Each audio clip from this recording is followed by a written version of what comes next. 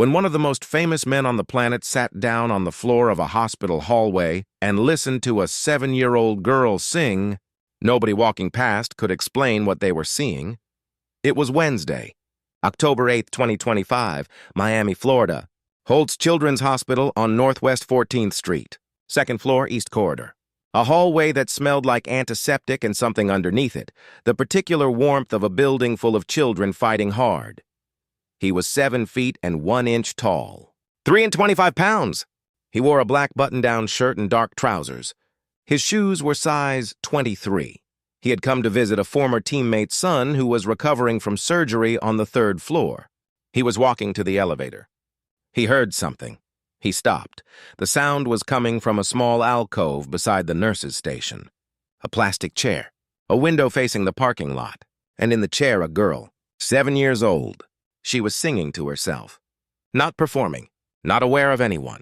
Just singing the way children sing when they think they are alone, and the song is too full to keep inside.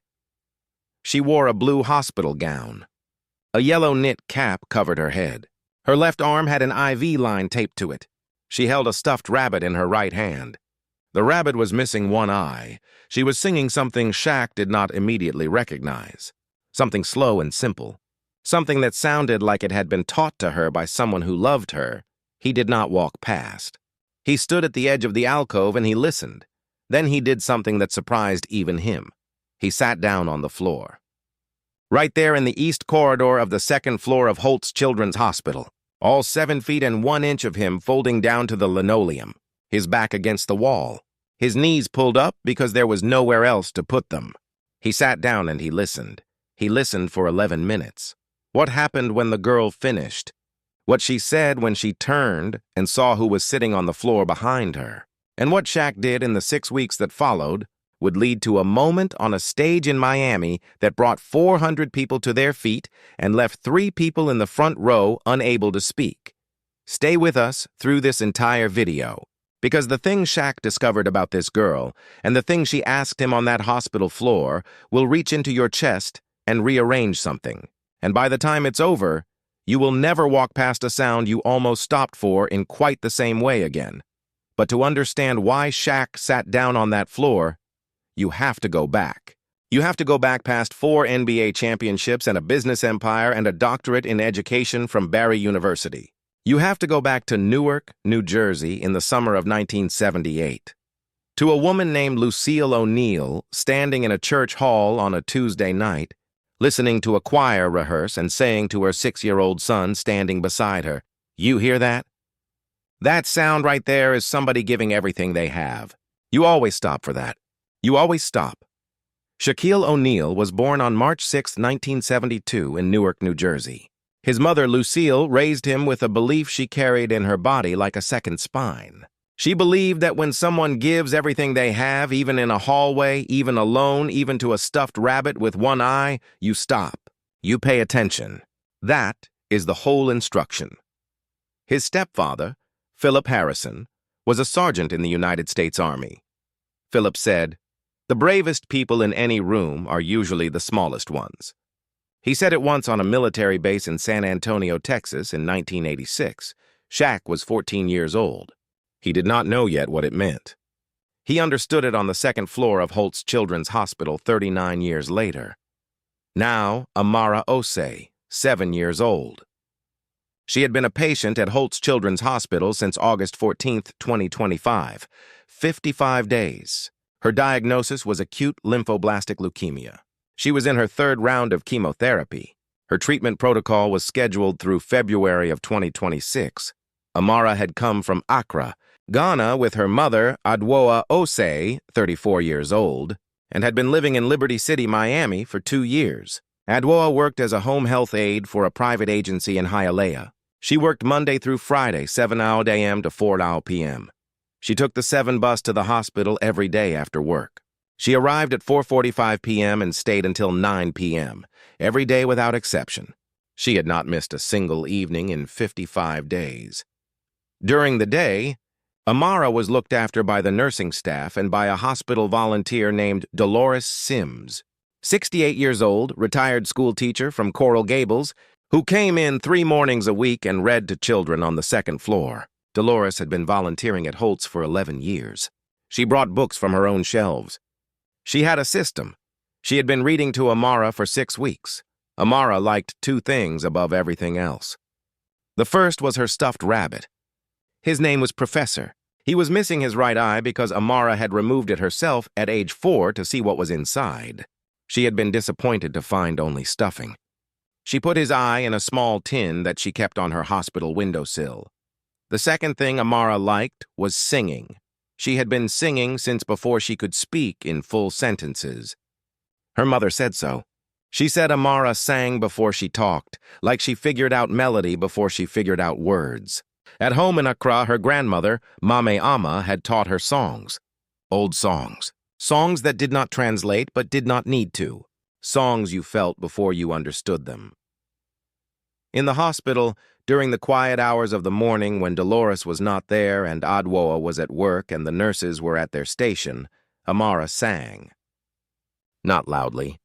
To herself. To Professor. Sometimes to the window and the parking lot beyond it. She sang the way certain people pray, not for an audience, for the need of it. On the morning of October 8th, 2025, she was singing an old Akan lullaby her grandmother had taught her. The words meant something about the rain finding its way home. Amara did not know what all the words meant. She knew the shape of them. She knew how they felt in her chest when the chemotherapy made everything else feel wrong. She was singing to Professor in the alcove beside the nurses. Station at 10:47 a.m. when Shaquille O'Neal stopped walking and stood at the edge of the corridor and listened. He stood for 43 seconds, then he sat down on the linoleum floor with his back against the wall, and his knees pulled up and he closed his eyes and he listened. He listened for 11 minutes. He did not count them. He found out later from the nurse's station security camera footage that it was exactly 11 minutes. He did not know. He was listening to a 7-year-old girl sing an Akan lullaby in a hospital hallway, and time did what time does when something important is happening. It stopped mattering. When Amara finished, she sat quietly for a moment. Then she turned around. She saw a man on the floor. An enormous man. A man so large he barely fit against the wall, even sitting down. He was looking at her. His eyes were wet at the edges. He was not crying, but they were wet.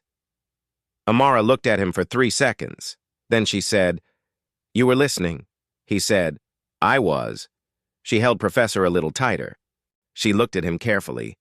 She was 7 years old, and she had been in a hospital for 55 days, and she had learned to read situations the way children learn to read situations when they have had to grow up faster than planned. She said, "I know who you are," he said. "Yeah? You're the basketball man. My mama showed me a video," he said. "That's me." She looked at him for another moment. Then she said, "Why are you sitting on the floor?"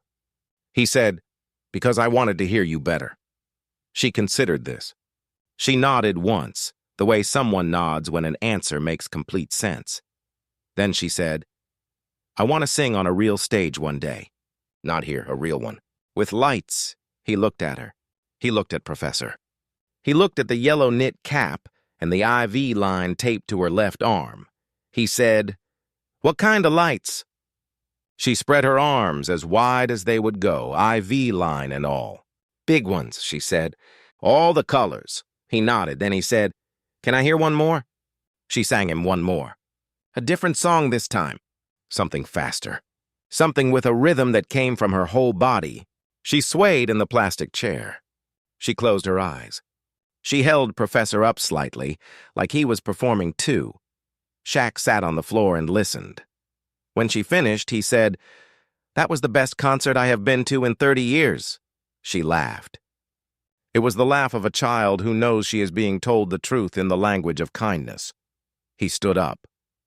All of him unfolding from the floor, filling the corridor. He held out his enormous hand. She put her small hand in it and shook it seriously, the way children shake hands when they want to be taken seriously. He said, "I will see you again, Amara." She said, "How do you know my name?" He nodded toward the nurse's station.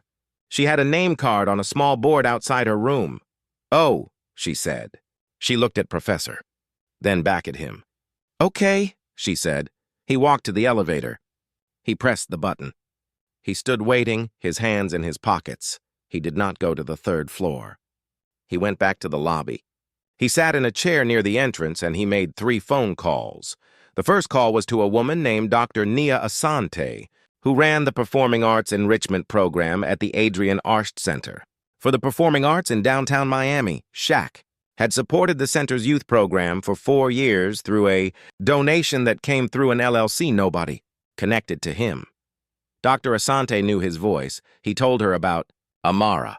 He described the alcove and the plastic, chair and professor and the Akan lullaby. He said she wants a real stage, with all the colors of lights. He said, "I need to know what we can do." Dr. Asante said she would look into it. The second call was to a woman named Patricia Boateng, 41 years old, who ran a small nonprofit in Liberty City called Roots and Wings that supported West African immigrant families navigating the American healthcare system. Shaq had funded Roots and Wings quietly for 2 years. Patricia answered on the first ring. He told her about Adwoa Ose, about the 4:45 p.m. bus, about the 55 days without missing a single evening. He asked Patricia what the family needed that they were not getting. Patricia said, transportation stipend, translation services for some of the medical documentation, and someone to help Adwoa navigate the insurance pre-authorization process that had been stalled for 3 weeks on one of Amara's medication refills. Shaq said, "Handle all of it. Send me the number." The third call was to his assistant, Marcus Reed. He gave Marcus one instruction. He said, "Find out who taught Amara Ose to sing in Accra, her grandmother. Find out if she is still alive and if she can travel." Marcus said he would find out. It took Marcus 11 days. Her name was Mami Ama Ose, 71 years old. She lived in the Osu district of Accra. She was alive. She had not seen Amara since August of 2025 when Amara had flown to Miami for treatment. She had a passport. She had never used it. On November 3, 2025, a travel itinerary was sent to Mami Ama Ose's address in Osu, Accra, through a travel agency in Ghana whose contact information traced back, after several layers, to an LLC registered in Delaware. The itinerary included a round-trip flight from Accra to Miami, hotel accommodation for 10 days in Brickell, and a letter in Twi that said, "Your granddaughter wants you to hear her sing." Mame Ama Ose landed at Miami International Airport on November 14, 2025, at 7:22 a.m. Adwoa was at the arrivals gate with a sign she had made herself on a piece of cardboard. It said, "Mommy," in large letters. Adwoa had not told Amara. She wanted to tell her in person. Amara was sitting in her hospital bed at 9:15 a.m. When the door to her room opened and her grandmother walked in, Amara did not make a sound for 4 full seconds. Then she said, "Mommy, the word in Twi means grandmother. It also means something that does not translate, but that everyone in every language understands when they hear it said that way, with that particular weight, by a 7-year-old child who has been in a hospital for 93 days. Mame Ama crossed the room. She sat on the edge of the bed. She held Amara's face in both hands. She looked at her for a long time.